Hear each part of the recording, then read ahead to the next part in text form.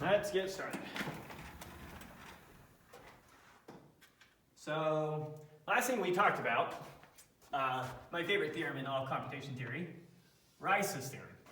Rice's theorem, and what we proved there is we proved that if P is any non-trivial property of a Turing machine's language, then P is undecidable. And the intuitive way that we made sense of this is, basically we can't decide anything interesting about Turing machines. If it's something interesting, it applies to at least one Turing machine, but it's not a statement about every Turing machine, then it's undecidable. Kind of frustrating. But that's a fact of it. And it's amazing that we were actually able to prove that with relatively little work for how complex, or for how powerful of a statement that seems like it is. So that was the last thing we proved. And we were doing these proofs with a method that we called a reduction. We were reducing one problem to another problem. We were doing a reduction. Remind you of how a reduction worked on a high level. If A reduces to B, what that means is any solution to B gives us a solution to A. The example I used last time was we can reduce the problem of A would be measuring a rectangle's area directly, and we can reduce that to the problem of finding its length and its width. So we can reduce this to this. So in other words, if I can find its length and its width, then I can find its area. I remember. So that's A, that's B. A reduces to B means if I can find a solution to B, then I have a solution to A. That's what it means, and that's how we were doing these reduction proofs. And ultimately, we did a reduction of this to the acceptance problem. Remember, the acceptance problem for Turing machines is our standard example of an undecidable problem. So we reduced this to P. Since this was undecidable, P was undecidable. Because if P was decidable, then this would have been decidable. That was the logic there. We reduce A to B. A solution to B means a solution to A. If we know A doesn't have a solution, then B can't have a solution. Because if B had a solution, A would have a solution. So over and over again, we reduce the acceptance problem to some other problem, like P up there. We reduce this to this. I know that this is unsolvable, so this can't be solvable. Because if it were, this would be, or undecidable in this case. So that's a high level how these proofs work. Let's go over one concrete example of these proofs just to remind ourselves before we jump to the next section.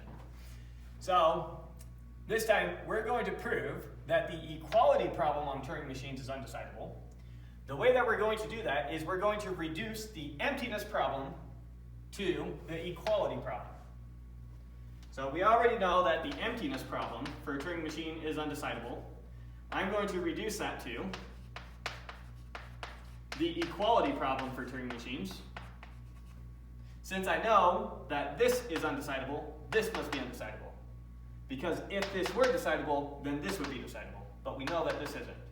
So I'm using the fact that I know that this is undecidable to show that this is undecidable. That's big picture logic here. Okay, so the equality problem for Turing machines is a set of all ordered pairs of Turing machines such that they have the same language. That's what it means for two Turing machines to be equal.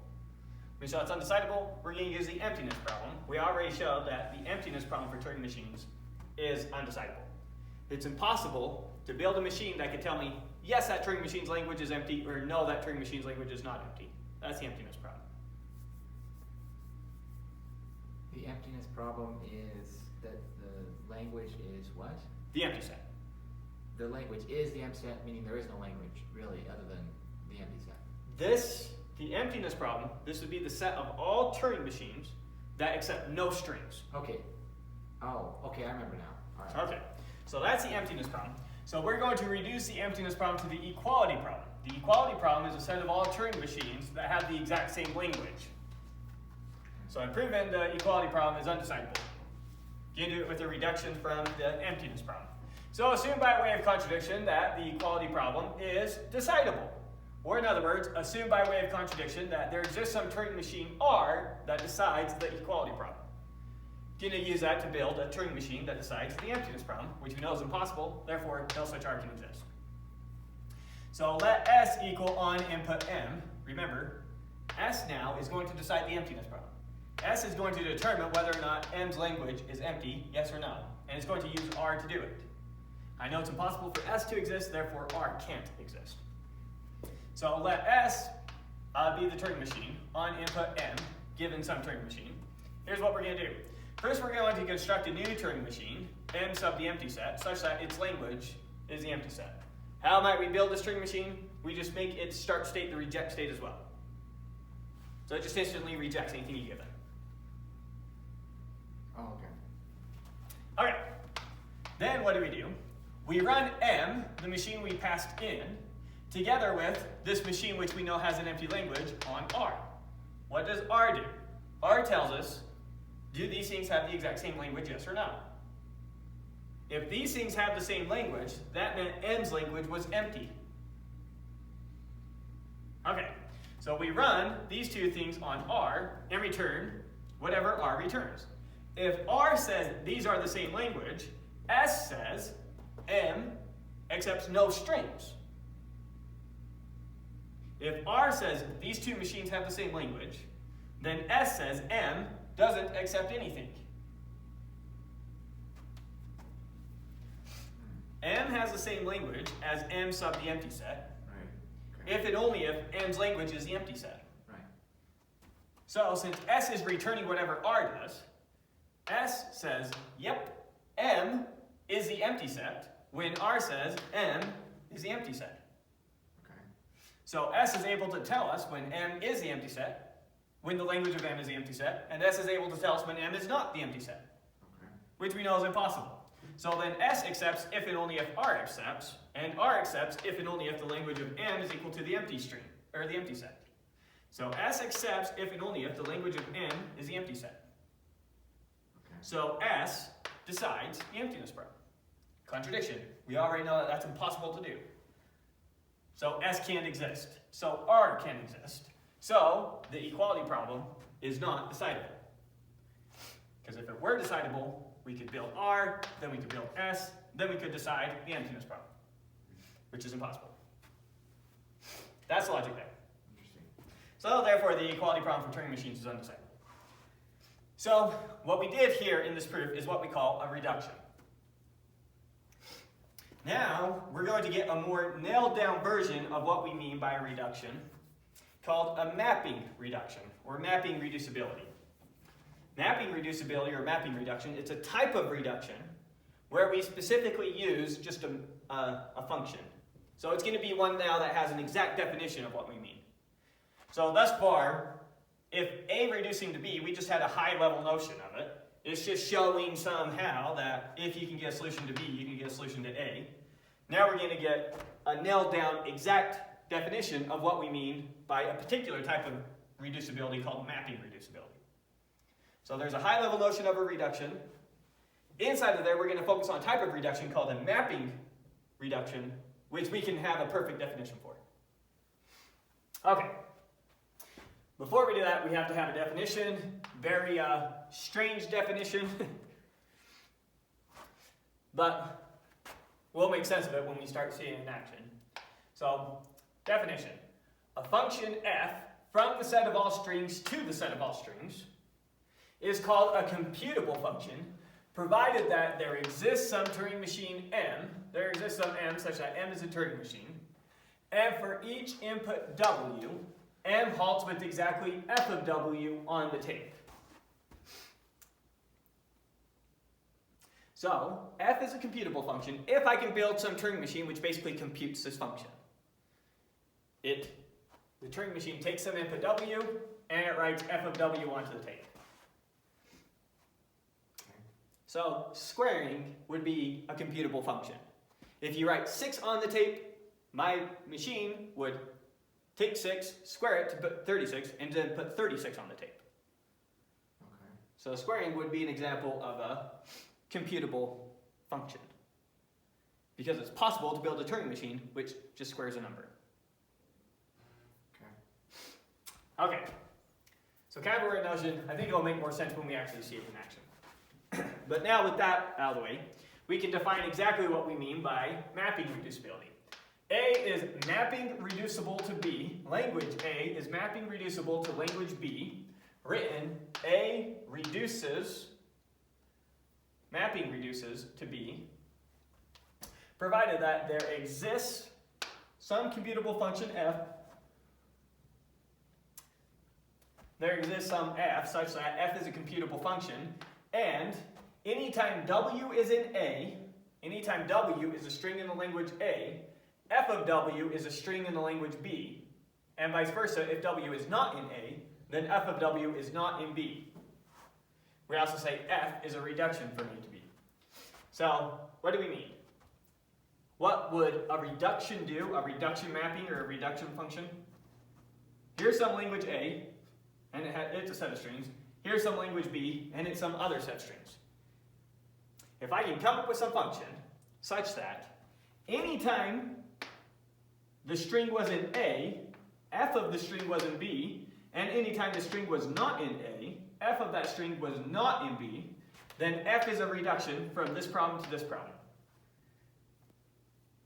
It's converting the problems from, rather than talking about problems over here, we're now talking about problems over here. Okay. Converting the problem. So anytime the string was in A, f of the string is still in B. And anytime the string was not in A, f of the string was not in B. Okay. So it's almost like just a big relabeling of everything. Yeah, mapping. Yeah, just a mapping. Okay. So now the theorem. If A is mapping reducible to B, and B is decidable, so is A. Now that's no different from what we already had as a notion of reducible over here. A reduces to B means that a solution to B gives you a solution to A. If A is mapping reducible to B, and B is decidable, then A is decidable. So, explain to me that symbol a little bit. It looks like a less than or equal to. It is. It's a less than or equal to with a little n here. And you have A to B. Why do we use a less than or equal to? Because when you do a reduction, what you're saying is that B is at least as hard as A. As hard? It's at least as hard as A. Why is it at least as hard as A? What does it mean hard? Like In terms of how hard it would be for you to compute the answer. You can think about it in terms of complexity. Okay. If I can solve this in n squared time, then I can for sure solve this in n squared time. Okay, so if it so the B would be the 36 and the A would be the 6, right? In a squared computation problem. In a squaring one, but better way to think about it would be A is finding the area of a rectangle, and B is finding the length and width of a rectangle. Okay. Finding the length and width of a rectangle is at least as hard as finding the area. But in that case, it wouldn't be a perfect mapping, would it? Because you can't, you can find, you couldn't,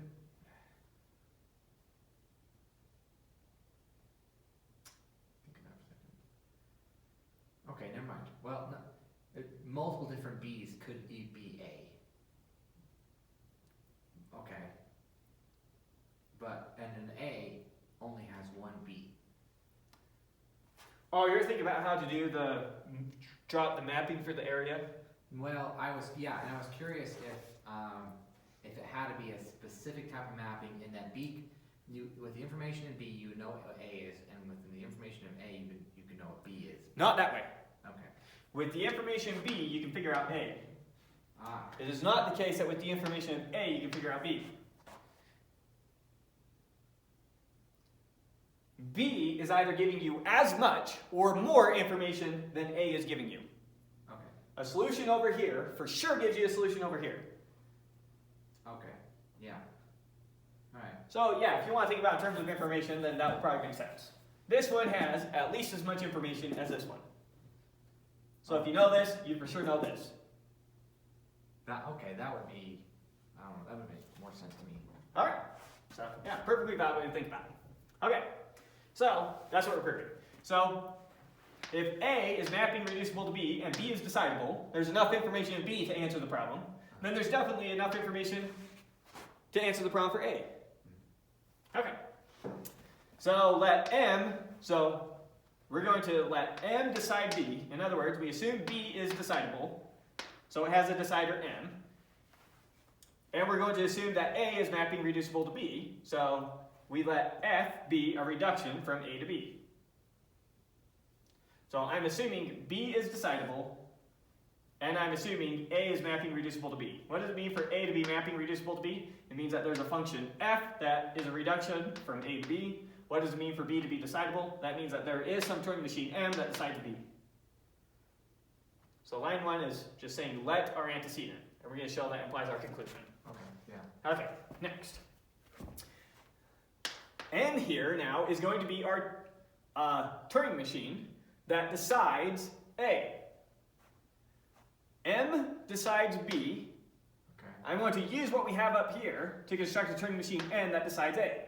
I'm proving that if B is decidable and F is a reduction from A to B, then A is also decidable. So N is going to be my machine that decides A. So N on input W, I need N to accept W if and only if W is in A, and I need N to reject W if and only if W is not in A. If N can do that, then N decides A. It needs to say yes to all the strings in A and say no to all the strings not in A. Okay. Right. Okay, so what do? We run f of W on M and return whatever it does. And that's it. So follow the logic here. If W is in A, since F is a mapping reduction, then W in A implies F of W is in B. That's what it meant for F to be a reduction function. It takes things in A and maps into things in B. It takes things not in A and maps into things not in B. So if W is in A, then F of W is for sure in B. Okay, yeah. Now M decides B, which means it accepts if the string's in B, and it rejects if the string's not in B. Okay. So then, since F of W is in B, M is going to accept. And then N accepts whenever M accepts. That's what N did. Run F of W on M, and return what it does. If M accepts, N accepts. If M rejects, N rejects. Okay. So notice what happens. We just already said, if W is in A, then N accepts. So N now accepts anytime W is in A. Now we just need to make sure N rejects every time W is not in A. Let's see what happens in that case. So also, if W is not in A, then F of W is not in B, since F is a reduction function. So W not in A means F of W is not in B. If F of W is not in B and M decides B, then M is going to reject F of W because it's not in B. Say that again. So M decides B. So if I give it a string not in B, M rejects. So since F of W is not in B, M is going to reject. And since M rejects, N rejects. So anytime W was not in A, N rejected. Yeah. So anytime W was in A, N accepted. Anytime W was in A, N rejected. Therefore, N decides A. That's what it means to decide it. Good on that one? Okay, let me make sure I have 3 columns. Yes, I do. And I don't want to go past here without moving the camera. Okay, next. Quick corollary from this. If A is mapping reducible to B, and capital A, and A is undecidable, so is B. If A is at least as hard as B, and it's impossible to solve A, then it's impossible to solve B. If you can never, if a solution to B requires more information than a solution to A, and you can never get enough information to solve A, you can definitely never get enough information to solve B.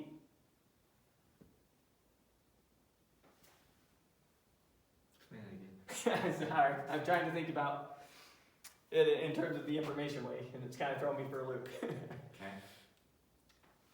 Problem B is at least as hard as problem A. It could be harder, but it can't be easier. Because anytime I solve B, I get A for free. could technically be just compute right, or if it was 5, it computes over to 5, and 4 computes to 4, 3 to 3. Like, it could be that simple. But It could be that simple. okay. But think about it in terms of the area of a rectangle. Measuring the area of the rectangle is at least as hard as measuring the length and the width. Because if you measure the length and the width, you for sure have the area of the rectangle. Okay. So any solution to this for sure gives you a solution to this. Yes. Okay. So then if it's impossible to get a solution to this, then it's impossible to get a solution to this. If I can solve B, I can for sure solve A. But I know solving A is impossible, therefore I can't solve B.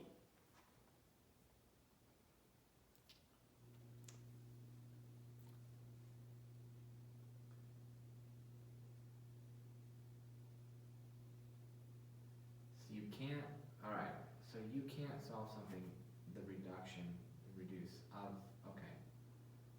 Try to say it with our example.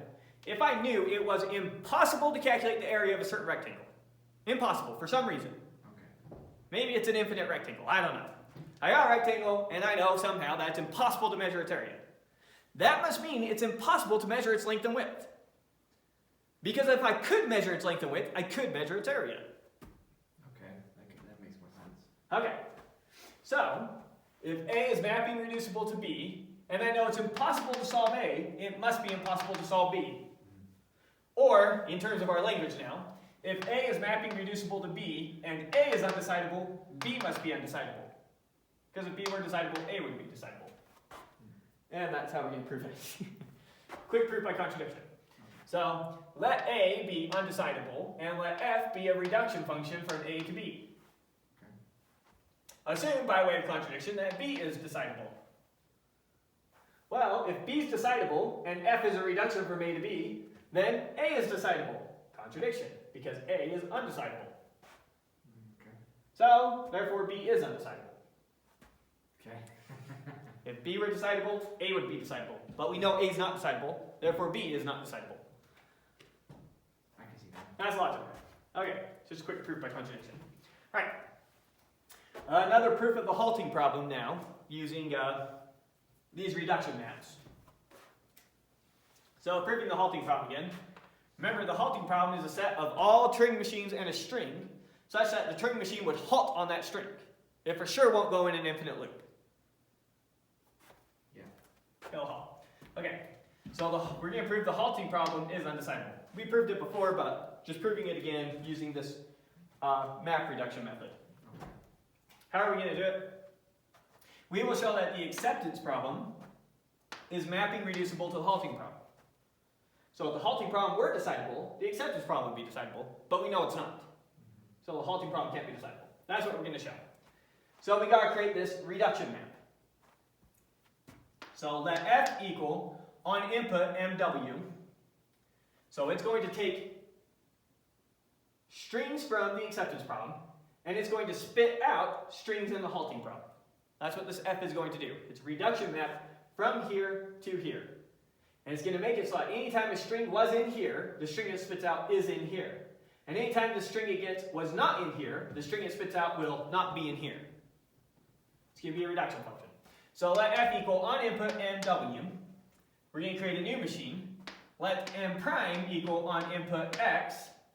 We run X on M and accept if M does. Otherwise, we go into an infinite loop.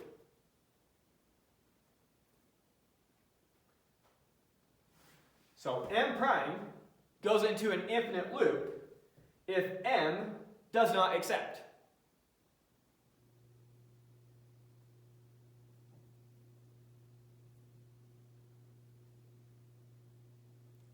Okay. So if M accepts, M prime will halt. If M doesn't accept, M prime will go into an infinite loop. Okay. Okay. Otherwise, we go into the loop. Now we output machine M prime and W. Now we built this machine so that if M accepts W, then M prime will halt on W. And if M does not accept W, then M prime will go into an infinite loop on W. That's the way we built M prime. Okay, so observe that M is in the acceptance problem. M accepts W, or that encoding is in the acceptance problem, if and only if M prime and W are in the halting problem. M accepts W if and only if M prime halts on W, and M prime does not accept W if and only if M prime does not halt on W. So then, F computes a reduction from the acceptance problem to the halting problem. It is our reduction function. Anytime the string you give it was in here, it spit out a string that was in here. Anytime the input you give it was a string not in here, then the output you gave it was not in here. So it was our reduction function. It was computing this F right here. So since we found a way to compute that F, we just barely showed that this is mapping reducible to this. That's how you show it. You come up with some function that does it.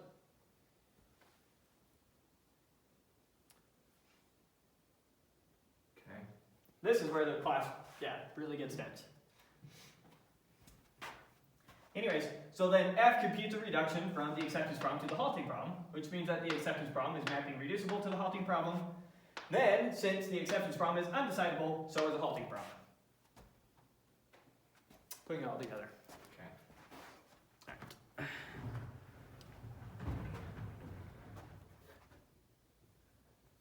I have to admit, I still didn't quite fully understand the halting problem or the acceptance problem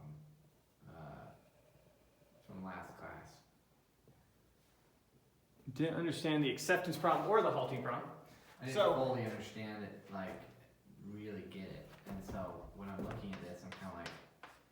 The acceptance problem is equal to the set of all ordered pairs of Turing machines and strings such that M accepts W. That's what the acceptance problem is. So for every possible program in existence, and for every possible string that it will accept, put those all together. A lot of machines will accept infinite strings. So one particular machine might show up there an infinite number of times. One for each string it's going to accept. This is definitely an infinite set. With infinite things in it. Every possible program with every possible input that program would accept is all written out in the acceptance problem. Okay. What it means to say it's decidable would mean to say that it's possible for you to write some program that if I gave you a random Turing machine and a random input, you say, yep, that input will accept. For this to be decidable means that you would be able to come up with some algorithm such that for any program I gave you and any input I gave you, you can say, yes, that program will accept that input, or no, that program will not accept that input. That's the same thing as identifying all the M's and W's that are in this set. Because this set is a set of all the M's and W's such that M will accept that W. So being able to determine everything in the set, and just as importantly, determine everything that isn't in that set, is what we mean by solving this problem. Well, okay, so if you have every single Turing machine and every single language and it's almost kind of like if you were to think of every single number and then every single irrational, so it's like infinite both directions. It's infinite, there's an infinite number of languages for one machine and there's an infinite number of machines, right? Well, some machines have an infinite number of strings. Every machine only has one language. But there's an infinite number of strings of the infinite. But some languages have an infinite number of strings. Like I could write the Turing machine that accepts every input. And the Turing machine just has an accept state. Okay, yeah. That Turing machine accepts, what's the language of that Turing machine? Any string you give it. Yeah. So there's one example of something that would be in here. That M would show up an infinite number of times, one for every possible input string. Which is an infinite number, okay. And, alright. Another Turing machine I might build is a Turing machine that checks if the string's just one. And then accepts. If the string's not just one, it rejects. Okay, now the language of that machine that machine will only show up once with the string 1. So some Turing machines will show up an infinite number of times. Some Turing machines will show up a finite number of times. And this is the And then Turing machines that don't accept anything won't be anywhere in here. this is the acceptance problem? This is called the acceptance problem. And the acceptance problem is undecidable. The acceptance problem is undecidable. Why is everything you explain to me undecidable? Why is the acceptance problem undecidable? Why is it what you just told me, that there's this machine where you have all the other machines, So I think you got a grasp on what this set is now, right? A little better, yes. Okay, so now I say, I want you now to build a program. I'm going to randomly pick some program and some string and give them to you. Okay. Your program that you're writing has to take those and say, yes, that W, or yes, that machine will accept that W, or no, that machine will not accept that W. That's what your program has to do. Uh-huh. Now, if your program can do this for any two things I give you, for any Turing machine and any input I give you, then your program can decide this set. It can say yes, meaning that shows up somewhere in the set, or no, meaning it does not show up somewhere in the set. Can you build a program that does that? Okay, okay, so I am the machine that's taking some other machine and taking some language, and I'm going to say yes, some string, sorry, that this machine will accept. Okay, that makes a lot more sense. And that's undecidable in that I can never for sure tell you that any string for some particular machine will accept no matter what. I can't ever. It turns out you could always tell me when it would accept, because you could just simulate the string on the machine, and if it will accept, it will eventually accept. But maybe I give you a machine and a string that it will never accept. How would you know? Because you would just run it on it and run it on it and run it on it, and you wouldn't know, do I need to just let it run longer? Or is it never going to accept? That's a lot like the halting problem. It's very similar to the halting problem. Okay. All right. Yeah. No, that's much more crystal clear. And okay. So what we just barely did is we showed that if you give me a string in this set, so you give me a string such that that's a machine that will accept that string, all encoded together in one string, the JSON encoding of all that. Or the binary if you want, written out as a string, whatever. Mm-hmm. If you give me that, I'm now going to spit you out this new machine, M prime, with the same string W, where if M accepted W, then M prime here will halt on W.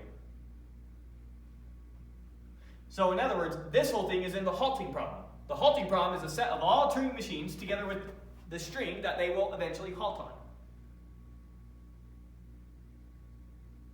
Okay.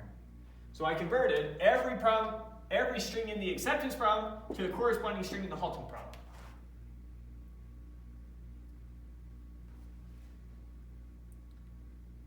And so now if you can figure out whether or not this would halt on this, you could then in turn figure out if this will accept this.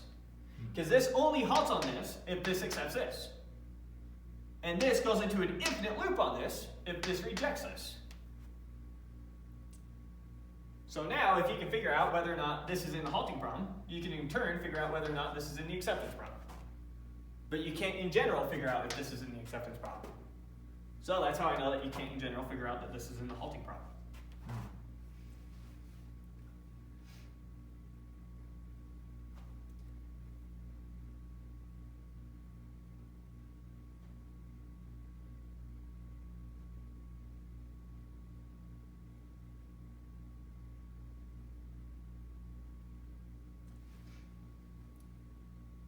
Yeah, these reduction proofs, the first time we came across them, they just kicked my butt.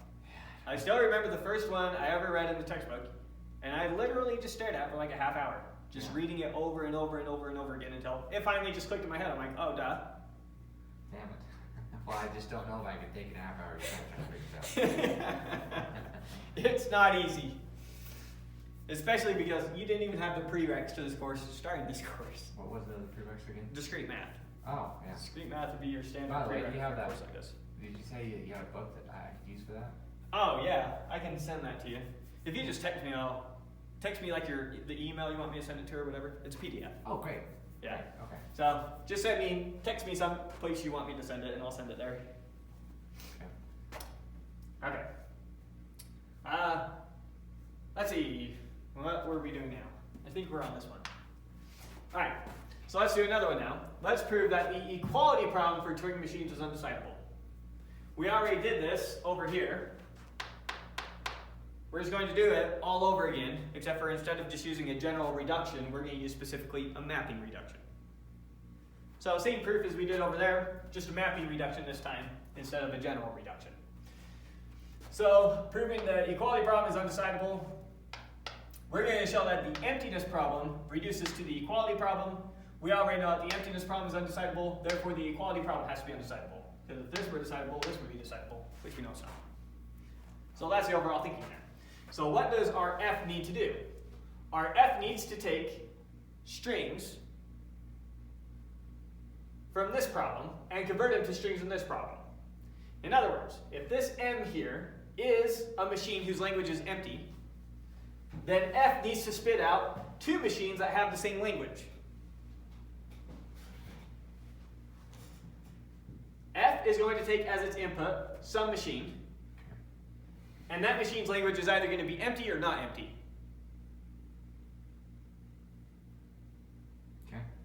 If that machine's language is empty, or in other words, it's in the emptiness problem, I need to spit out two Turing machines that have the same language, or in other words, a string that's in the equality problem. And if the language of my machine is not empty, so it's not in the emptiness problem, I need to spit out two machines that don't have the same language, or in other words, they're not in the equality problem. Okay. That's big picture what we're after here. So let F on input M, what are we going to do? We're going to construct M prime such that the language of M prime is the empty set. Okay. We build the Turing machine, it just rejects everything.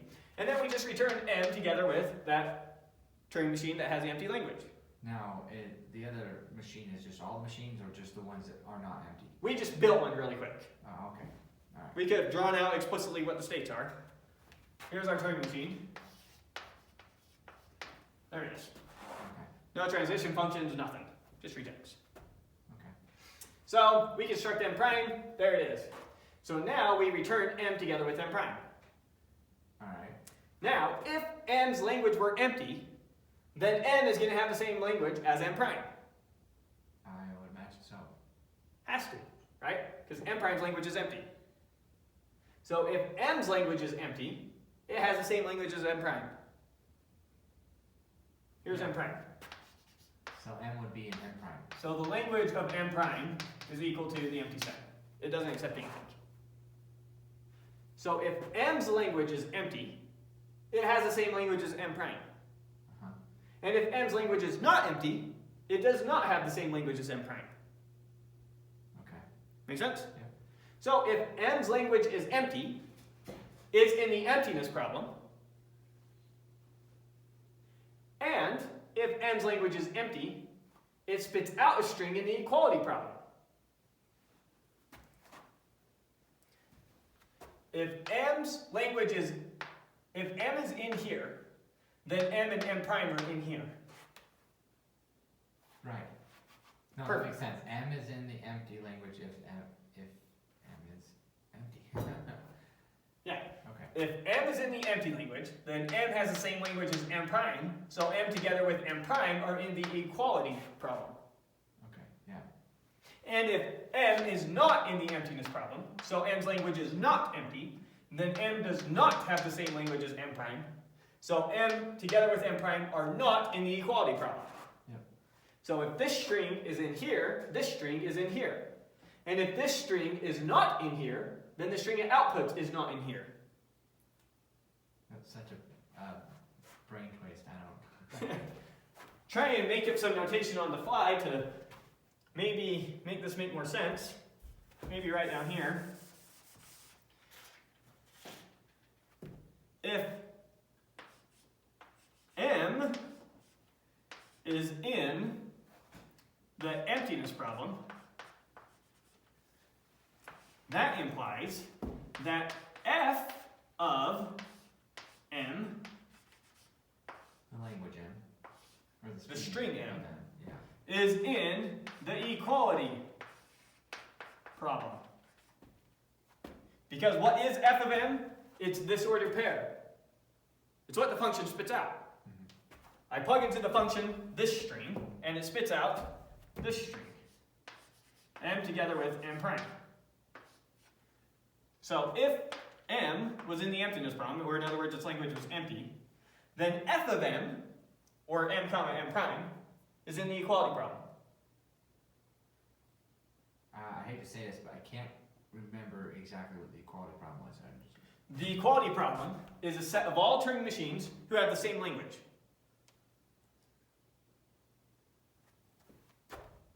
So, we'll write out right here.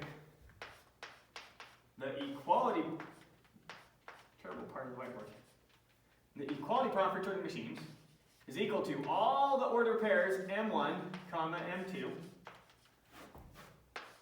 such that the language of M1 is equal to the language of M2.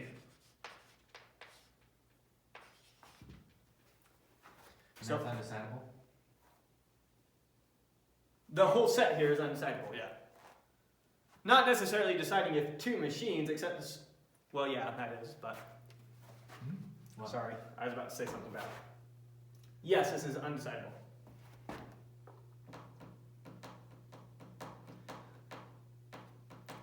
But it's a set of all pairs of Turing machines who have the exact same language. and how's that undecidable? That's what we're proving, is that it's undecidable. But in general, what that means is, if you cannot come up with an algorithm such that I give you two programs, and you tell me, yes, those programs accept the exact same strings, or no, they don't.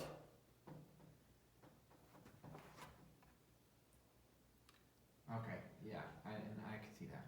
Okay, so notice what our function here did. If the language of M was empty, then M and M prime had the same language. Okay. Or in other words, M was equal to M prime. That's what we mean for two Turing machines to be equal. They have the same language.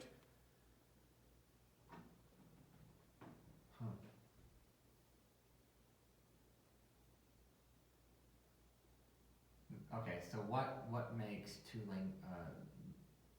shit.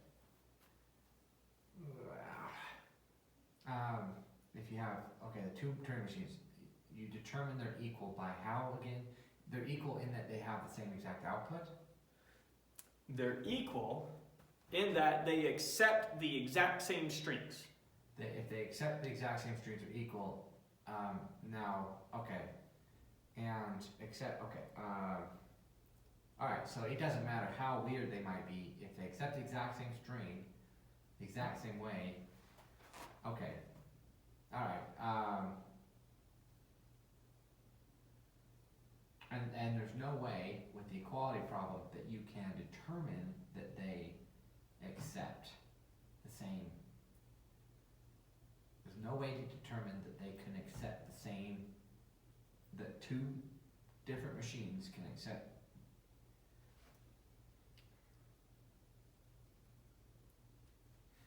That all the strings they accept are identical. Because how would I do that?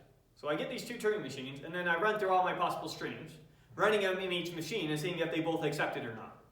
Yes? Why can't you do that? Well, for one, when do I know when the machines accept the string? Okay, they're taking a really long time. Should I turn them off yet? Can we say that they didn't accept the string yet? Yeah, well, that's the case for one particular machine. Right? Okay, so just because you can't determine whether or not one machine will finish, you therefore can't determine that the two machines will finish. Well, I'm just trying to give you some intuition. Okay. But how do we know it? This is how we actually know it. A lot of these proofs are very unsatisfying in that they don't tell you why. They don't give you any sort of intuition for why a problem is undecidable. They just tell you, look, if it were decidable, this other thing would be decidable, and we know this other thing's not decidable. So the only one that we ever get good closure on is the acceptance problem.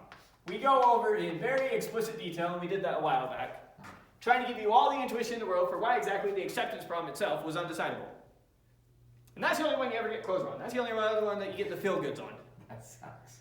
All the other ones we just show, look, if you can solve them, you can solve this. But you can't solve this, so you can't solve them.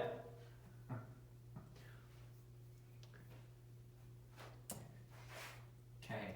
Yeah, so it's frustrating in that regard. It's that you can't do it. Why can't you do it? What's your intuition? I don't know. You just can't. Because if you could do this. And okay, so now I'm getting slightly frustrated. Now that I understand the acceptance problem a little more, the acceptance problem is inside of the halting problem, isn't it? Like there's a They're two separate problems. completely okay. So they're not okay. But they're very similar problems. And they run into the same problem. You run into the same situation. Proving that the acceptance problem is undecidable is almost identical to proving that the halting problem is undecidable. And so both the halting problem and the acceptance problem, you can feel good about why they're undecidable. And it can appeal to your intuition. And it comes roughly down to the idea of, you never know if a string just needs more time, or if it's in an infinite loop. So the halting problem can't say, we're never going to accept or reject, because we don't know. Does it just need more time? And the acceptance problem, you can never say, is it going to accept or reject, because you can't tell. Does it just need more time? And okay, and it's the term of acceptance or halting is whether they're just the opposites, but they're still under the same machine. The acceptance problem means you can say, yes, it will accept that string, or no, it will not. Yes, it will accept that string, or no, it will reject that string. And the halting problem is, yes, it will halt, or no, it will not halt. And the halting problem is, yes, it will accept or reject. One of the two, it will halt. It will either accept or reject, or no, it will go into an infinite loop. So the halting problem says it will eventually spit out an output. Yeah. Which will either be a yes or a no, or it will go into an infinite loop. The acceptance problem is it will eventually spit out yes, or it will eventually spit out no. And the acceptance problem, it could also go into an infinite loop, same exact issue. Yeah, it's the same exact issue. So the intuition for why you can't do both of them is almost identical. And so that's why some textbooks, they start out with the acceptance problem and prove the halting problem, like we did in this class. Other ones start out with the halting problem and then prove the acceptance problem. Interesting. Okay. And I think actually proving the halting problem is like the more popular one. Yeah. Like if you went to YouTube and you Googled halting problem, I bet you would get nice videos with nice animations explaining it to you, where if you did acceptance problem, I don't know, I doubt it. Interesting. But this author chooses the prove one, acceptance. you can, yeah, okay. Yeah, so those two you can get the feel goods about. The rest of these, not really. Huh.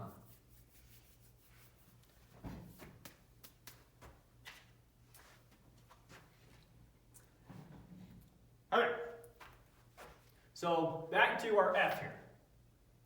So f is going to be some function in the sense of like a computer function. It's going to take this as its input, and it's going to output this. Now, if M has an empty language, M doesn't accept any strings, then M will have the same language as M prime, because we built M prime to reject everything. So anytime M's language is empty, M is equal to M prime. So anytime M is in the emptiness problem, M together with M prime is in the equality problem. If this language is empty, then these two are equal.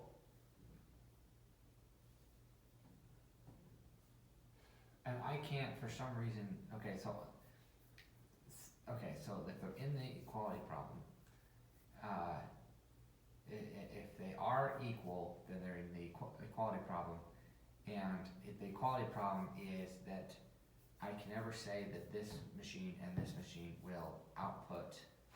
The equality problem is a set of all ordered pairs of Turing machines They're all our pairs of Turing machines, okay? that have the exact same language. Have the exact same language. So, for example, here's one Turing machine that just instantly rejects. I might build some other Turing machine that goes to some state, we'll call it Q1, and then after that, on an empty transition, not doing anything, we just go straight to a reject state. here's two different Turing machines But they're equal. that are equal in the sense that they have the exact same language. And how come we can't prove? I mean, we can determine that those two. You can do it for particular cases. Which is that particular case? Yeah, so in this particular case, you can look at that and say yes. So it does not say that it is impossible for you to ever determine if two programs are identical. It says it's impossible to come up with a formula that can do it for any two programs. Simply because you don't even know some programs will ever end. That's why it's a little bit. Because some input on some program might spin into an infinite loop.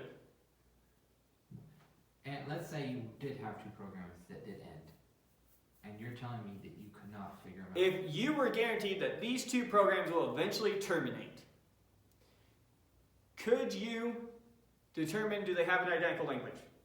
I still don't know, because there might be some clever way to think about it.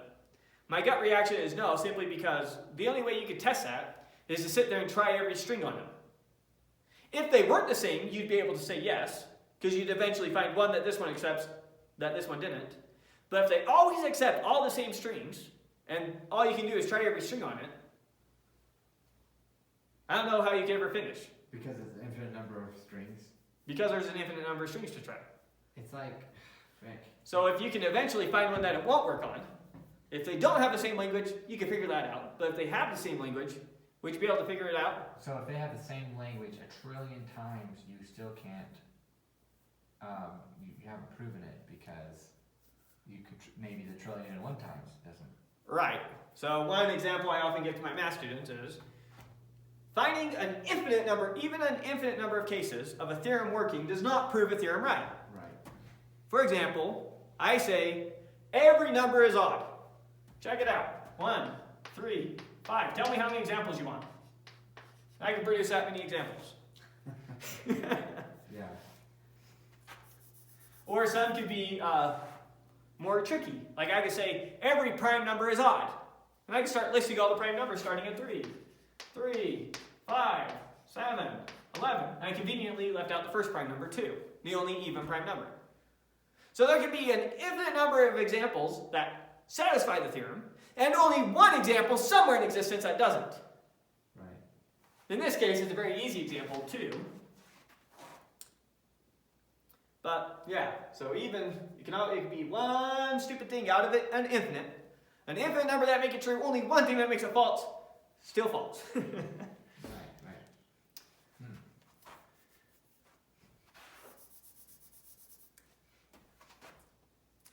Anyways, so if M's language is empty, or in other words, it's in the emptiness problem, then M has the same language as M prime, or in other words, these two are in the equality problem together. Okay. And if M's language is not empty, then M does not have the same language as M prime. So they are not in the equality problem together. So we created some function that maps strings that are in this language to strings that are in this language, and strings that are not in this language to strings that are not in this language. Same as this picture over here. Okay. So our f function there, that we actually typed out, does exactly this mapping. I see. So it's a reduction. So we showed that M is in the emptiness problem if and only if M and M prime are in the equality problem. Therefore, this reduces the emptiness problem. This is a map reduction from the emptiness problem to the equality problem. And we're done. This one has to be undecidable, because if we can solve this, we can solve this. Cool. All right. Next theorem. If A is mapping reducible to B and B is recognizable, so is A. Remember, decidable means we can say yes to every string in the set and no to every string not in the set. Sorry. Yes to every string in the language and no to every string not in the language. Recognizable means we just have to be able to say yes to everything in it. We don't have to be able to say no to things that aren't in it, but if you give me something that's for sure in it, I can say yes. For example, the acceptance problem is a recognizable problem. Yeah, okay. So anything that, okay, if B's recognizable, so is A, and I imagine it would probably go the other way around as well. But anyways, No. Oh, If B is recognizable, so is A. But if A is recognizable, that does not mean B is. okay, interesting. B might be an even harder problem than A.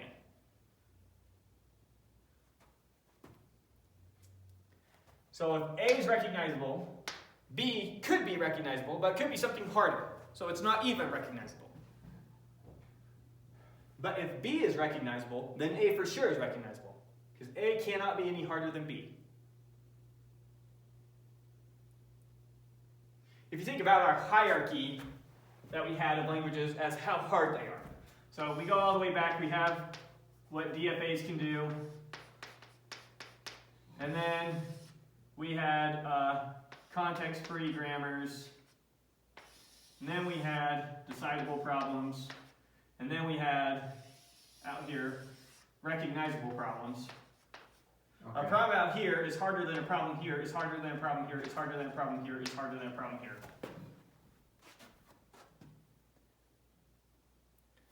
So if I know that a problem is at least as hard as a recognizable problem, it could be recognizable, but it could also be something out here. Something out here is at least as hard as this, possibly harder. Something in here is at least as hard as this, possibly harder. Something in here is at least as hard as this, probably harder.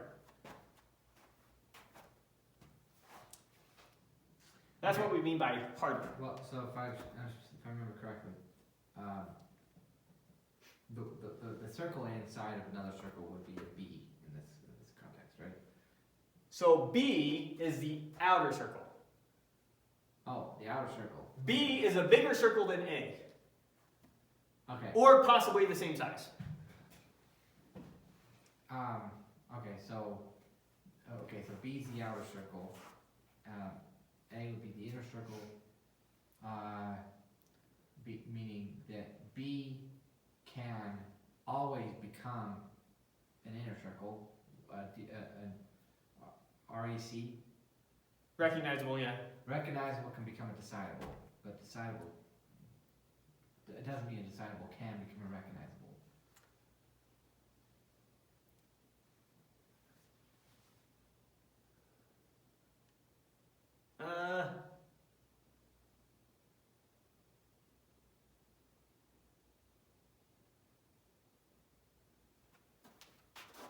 If it's decidable, it's for sure recognizable. But if it's recognizable, it's not for sure decidable. Right.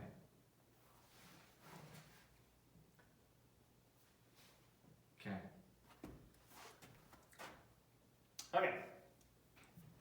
So, if A is mapping reducible to B, and B is recognizable, then A is for sure recognizable. So if A is mapping reducible to B, and we'll say that B is the recognizable circle, then wherever A is, it has to at least be recognizable. Maybe A is decidable, but all decidable languages are recognizable. Maybe it's a context-free grammar, but all context-free grammars are recognizable. Right. Maybe it's a DFA. I'm a little confused by this statement. It says if A. We look at this No, down here, down here. right there. That's where we were. No, we're right here. Did I accidentally point down there? Sorry. We're on this one. Oh, okay. Oh, yeah. You're right. Okay.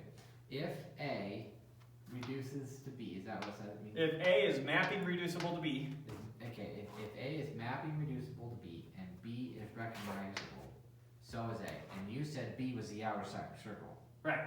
So if the outer circle is recognizable, then so is the inner circle. Oh, that makes sense. Okay. Okay, there we go. So if A is mapping reducible to B and B is recognizable, so is A. Let's prove that. So we're going to assume that B is recognizable, or in other words, let R recognize B. So R is a Turing machine that recognizes B. If you give R a string, it can say, yes, that's in B, if the string was in B. If the string's not in B, I don't know what R is going to say. We don't care. All we know is that if we give R a string that is for sure in B, it will say yes. Oh, I should correct that. If we give R a string that's not in B, it for sure won't say yes. Maybe it goes into an infinite loop, maybe it says no. We don't know. But so R will only accept strings in B. For strings not in B, maybe it will reject, maybe it will go into an infinite loop, we don't know. But it will only accept strings in B. R is a recognizer for B. So let R be a recognizer for B. That's the same thing as saying B is recognizable. and let F reduce A to B. That's the same thing as saying A is mapping reducible to B. So now we're going to create a new Turing machine R prime, which is now going to recognize A. Okay. Therefore, A will be recognizable. Okay. Okay. So let R prime equal on input W. Now what does R prime need to do? So W is going to be a string that's either in A or not in A. If W is in A, R prime needs to accept. If W is not in A, R prime needs to not accept. It can reject, it can go into an infinite loop, we don't care, it just can't accept. Okay, so what are we going to do? We're going to run f of W on R and accept if R does. So let's think through the logic of this. If W were in A, then f of W had to be in B, because f is a reduction map from A to B. It takes strings in this set and maps them to strings in this set.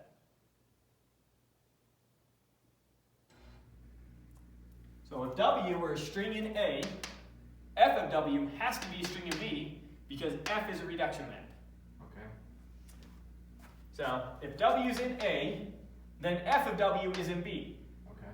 Now R recognizes B. So if f of W is in B, then when we run f of W on R, it's going to accept. And now R prime just does whatever R does. If R accepts, R prime accepts. Okay. So what do we have if we look to the left and the right? We just basically show then if W is in A, R prime accepts.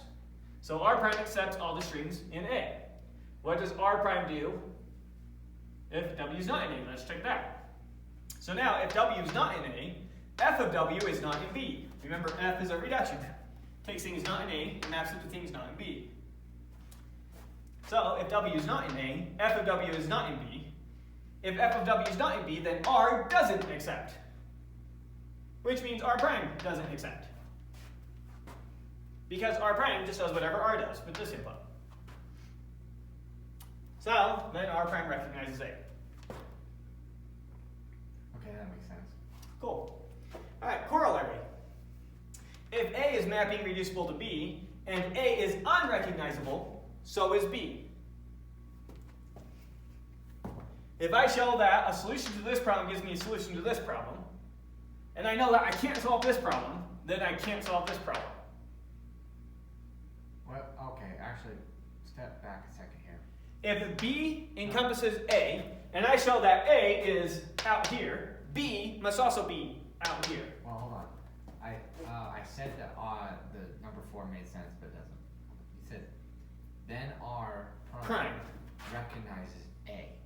And I walked through that step, and what it's basically saying is, if W is in A, then R doesn't accept. R prime doesn't accept. If W is in A, R prime accepts. Okay, so what's that symbol right next to it? Oh, that's just an ampersand. And. Oh, and. Okay. And then. And if W is not in A, R prime doesn't accept. Oh, okay. I thought it kept going or something. Okay. Oh, and R prime recognizes A because if A accepts, then R prime accepts. If R prime accepts, R prime recognizes A. So R prime is a Turing machine. Right. So if I pick a string out of A and plug it into R prime is guaranteed to accept.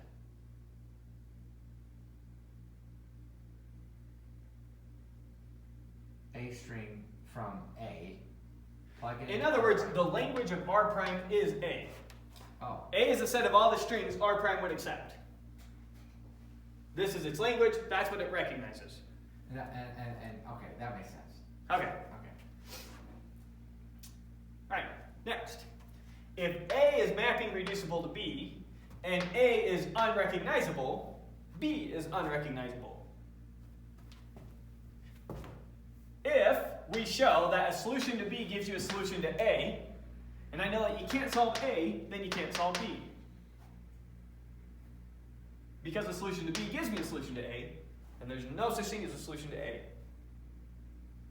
Say that again. We just barely showed that if A was recognizable, we just barely showed that if B is recognizable, A is recognizable, right?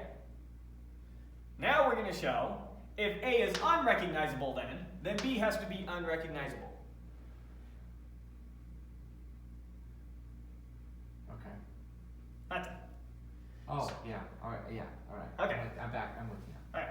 So if A is mapping reducible to B and A is unrecognizable, or in other words, we can't solve this problem, then we can't solve B, because the solution to B gives us a solution to A. Right. Okay. Right. Interesting. Okay. So let A be mapping reducible to B, where A is recognizable. Important. Or A is unrecognizable. Assume by way of contradiction that B is recognizable. Well, then using the previous theorem we did up here, that gives us A is recognizable.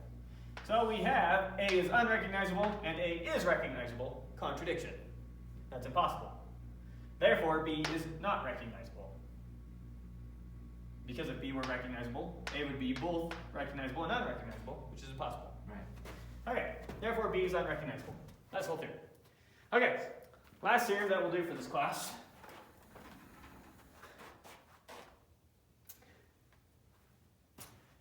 Is this theorem. We're going to show that the equality problem on Turing machines is not recognizable or co-recognizable. So it's not recognizable and it's not even co-recognizable, which means not even its complement is recognizable. So this is the first time we're showing something that's in an entirely new class, showing that there's something even beyond recognizable and co-recognizable. Because our last example was the acceptance problem for Turing machines. This problem is not recognizable, or sorry, this problem is not decidable, but it is recognizable. And we showed that its complement is not even recognizable.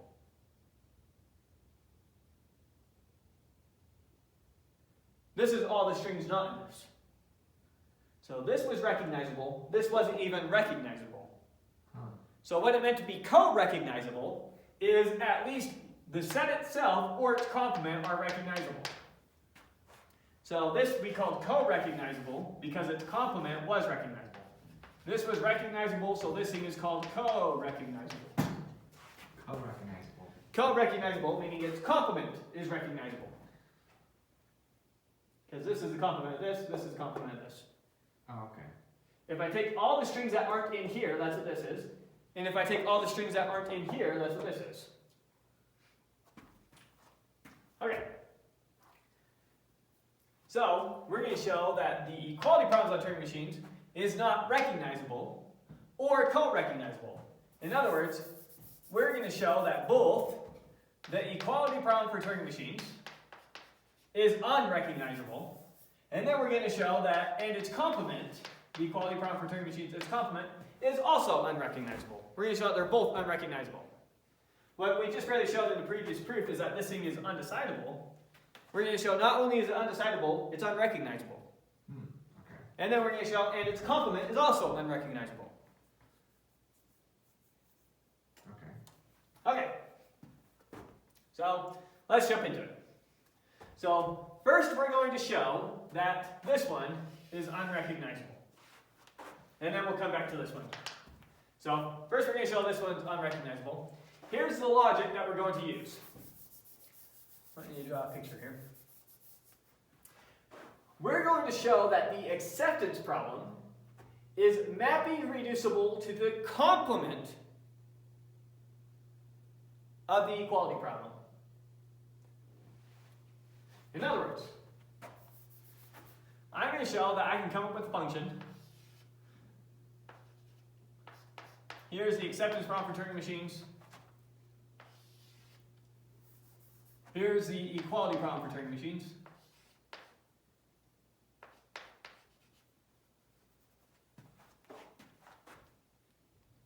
Okay. I'm going to show that I can map the acceptance problem to the complement of the equality problem. And so that means if my string is in A, F is going to map it to something not. So if this is W1, then F of W1 is not going to be in there. And if W2 was not in here, then that's going to map to something in here. Huh. So interesting. So it is mapping to the complement of the equality problem. Now, doing this mapping is identical to doing this mapping. Mapping everything that's in here to something that's not in here, and everything that's not in here to something that's in here, is identical to mapping everything that's not in here, this, to something that's in here, and something that's not in here, this, to something that's in here.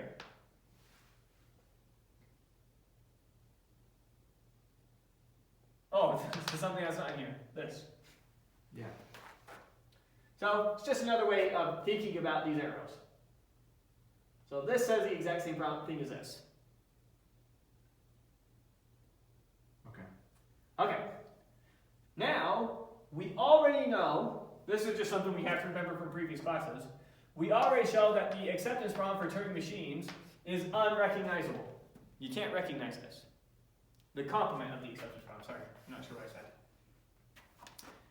We already showed that the complement of the acceptance problem, this language here, is unrecognizable. And since we can reduce this to this must be unrecognizable using our last theorem. Right. If this reduces to this, and I know that this is unrecognizable, then this must be unrecognizable. If the complement of the acceptance problem is unrecognizable, Yeah. so is the equality problem. Right. But kind of just think about this as a whole set. What set is this? Who really cares? If I can show that this set is mapping reducible to this set, and I know that this set is unrecognizable, then this set is unrecognizable. Did we prove that the complement of the acceptance problem is recognizable? Is unrecognizable? Unrecognizable? Yes, and we did it in a very unsatisfying way. Okay. We did it in the type of, if it were recognizable, then look, we get this contradiction over here. So it can't be recognizable. When did we do that? Would have been a couple lectures ago now. Okay. I think we did it right after we showed that the acceptance problem was undecidable. We then showed that its complement wasn't even recognizable. Okay. Okay. So that's big picture what we're going to do. So ultimately, what am I trying to do? I'm trying to show that the acceptance problem is mapping reducible, sorry, there's speed on there, is mapping reducible to the complement of the equality problem. So if you give me something in here, I'm going to spit out something that's not in the equality problem. And if you give me something that's not in the acceptance problem, I'm going to spit out something that is in the equality problem. I'm reducing this to this. So that's what our machine here is going to do. So let F on input M and W, we're going to construct some new machine M1 such that its language of M1 is empty. Typical for what we've been doing. Now we're going to construct some new machine M2. What does M2 do? M2 runs W on M and always accepts if M accepts W. So if M accepts W, then M2 always accepts any input you give it. So in defining the function M2, we already have access to M and W. Those are already variables we have access to. So come up with a function here that I'm defining in code. So I already have, var m equals whatever, var w equals whatever, and then I'm going to create a new function. Func, and it takes as an input x, which is some string. Why don't we ever treat turning machines like they are like a function? You can, it's called lambda calculus, which just works with lambda calculus. Okay. Has nothing to do with calculus the way you think of calculus, just a name. But it's basically doing everything in terms of functional programming. Sure. So it's doing everything with just functions. But like, well, okay. Anyways, yeah. Okay, so here's our machine. Or here's our function. And what's our function going to do? It's going to start with if m, when we give it the input w, equals true, or in other words, accepts, then we're going to return true, regardless of what x is. Okay. Else, we're going to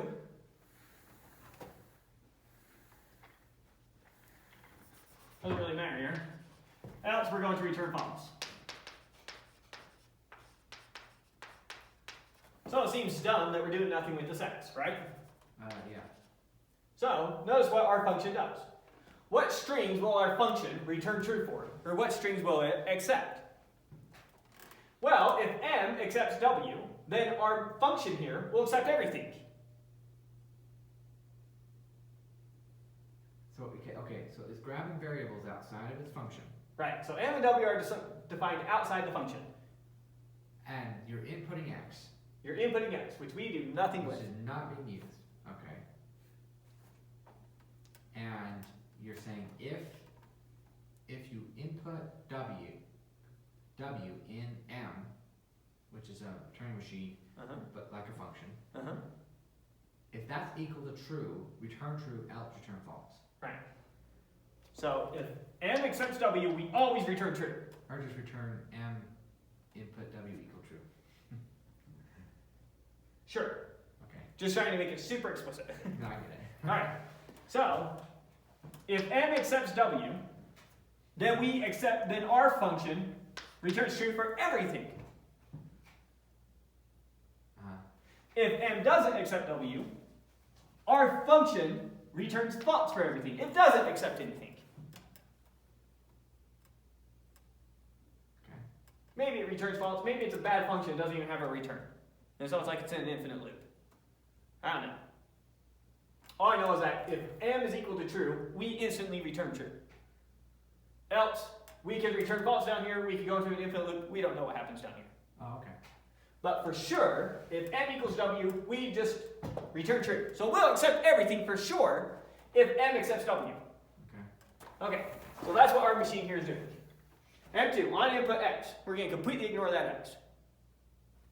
If m accepts w, then we accept that x, whatever it was.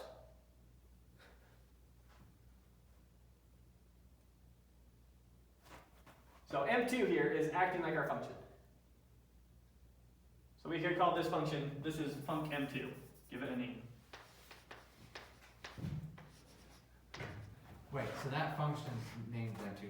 You're saying if you input on input x, right?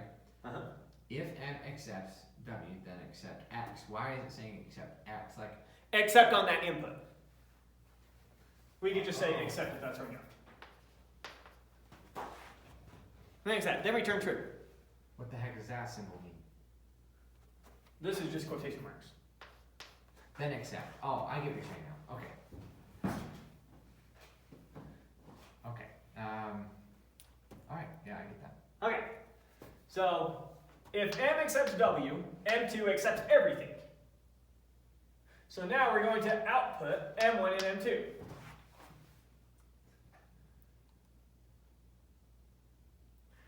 M1 is a machine that never accepts anything. M2 accepts everything if m accepts w. M2 accepts nothing, this function accepts nothing, if m doesn't accept w.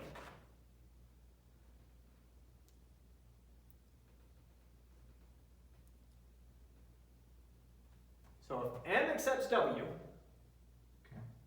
then the language of this machine is everything, and the language of this machine is nothing. So they're not equal. Right. If m doesn't accept w, then the language of this machine, this function, is nothing. It will never return true. And the language of this machine is nothing. So they're equal. Yeah, it would be. So if m accepts w, they're not equal. If m does not accept w, they are equal. Yep. So this is in the acceptance problem, exactly when this is not in the equality problem.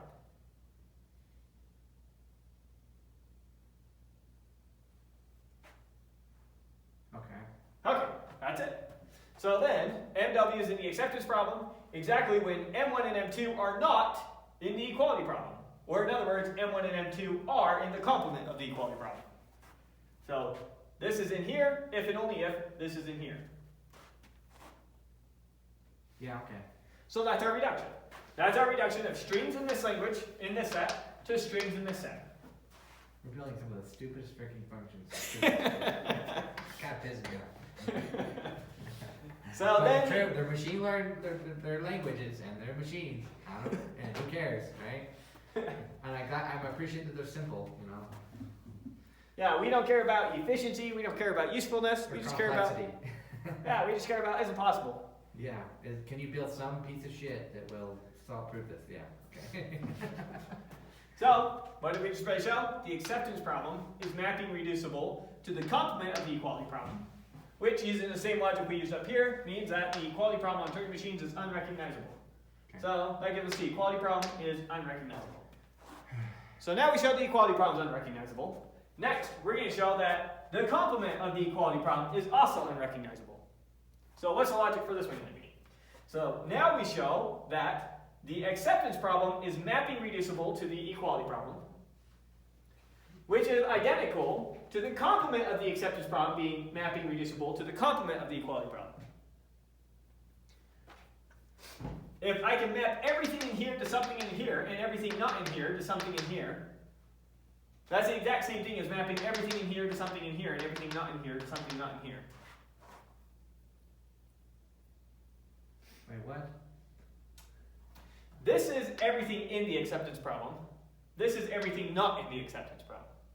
Right? Yes. So if I can take everything in the acceptance problem and map it to something in the equality problem, and everything not in the acceptance problem and map it to something not in the equality problem, that is identical to taking everything not in the acceptance problem and mapping it to something not in the equality problem, and everything not in the acceptance problem, or in the acceptance problem, to something not in the equality problem, or in the equality problem. So we're still mapping everything in this set to everything in this set, and everything not in this set to everything not in this set. That mapping is identical to this mapping. Sorry, there should be a pen there. Keep forgetting those. How is it identical? Okay, let's draw the picture. Yeah, that helps. So this time, here's the acceptance problem. Here's the equality problem. Now, I'm going to create a function that takes W1 and maps it over to f of W1. Sorry, trying to find a small. Okay, so everything inside the acceptance problem. W2. Everything inside the equality problem. Over to f of W2. So, if we map everything in the acceptance problem to something in the equality problem, and everything not in the acceptance problem to something not in the equality problem, that is identical to mapping everything not in the acceptance problem to not in the equality problem. If this is ATM, then a complement is flipping it around and talking about everything outside of it. Which is W2 in this case. Which is, now W2 is in this. Yes. And now over here, EQTM is out here. Now this is in the complement, and this is in the complement. So strings in the complement go to strings in the complement, and strings not in the complement go to strings not in the complement. Okay. So it's the exact same mapping, it's just changing, I don't know, nothing. Okay, I think I get it. Okay, so this mapping is identical to this mapping. And then, if I map an unrecognizable problem to, if I reduce an unrecognizable problem to another problem, that problem is unrecognizable. Because if it were recognizable, this one would be recognizable. If I map an unrecognizable problem to an unrecognizable problem, Then that problem is not recognizable. oh, sorry, I said that bad, yeah. If I map an unrecognizable problem to some problem, that problem has to be unrecognizable. Because if it were recognizable, Then this you would be can recognize recognizable. that. Yeah. Perfect. So, by that logic, the equality problem for Turing machines is going to be unrecognizable. So now we're going to do this reduction. Because this reduction is the same as this reduction gives us this, if I can do this reduction, then we know that the complement of the equality problem is unrecognizable. Okay, so now we just got to come up with this mapping. We got to come up with some function f such that if m accepts w, then we spit out two Turing machines that have the same language. And if m does not accept w, we spit out two Turing machines that don't have the same language. That's it. So let's build a machine that does that. So we let m1 such that its language is every string now. So it's just some Turing machine that just has an accept state. Or it's a function that just returns true no matter what.